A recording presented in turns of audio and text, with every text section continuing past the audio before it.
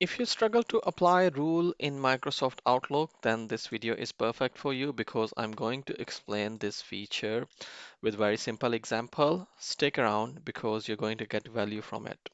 Let's dive in. For example, if you want to apply rule on this email, so all the email which comes through this email address, I want to move it to this job folder.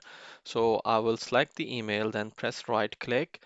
Then you can see the option rules. Go to the further option and here it says create rule. Click on this one. A small window will pop up.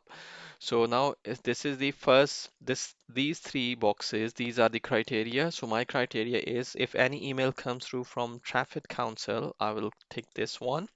Then the bottom bar, do the following is the action, what the Outlook should do. Our Outlook should move into the folder, which is at this option, move the item to the folder, click on this one, and then I will go to the select folder. I will select the folder where I want to move this email. And I will select this job folder, press OK, and now it has selected the job folder. Any email which comes through this email address will move to this folder. I'll press OK. Now it's asking me the rule has been created. Run this rule now on messages already in the current folder. If you want to apply to the existing emails as well, so I will press OK, and then it will start moving the email from that specific email address to this job folder. It might take few seconds, it might take a minute or two, depends on the number of emails which you have within your inbox.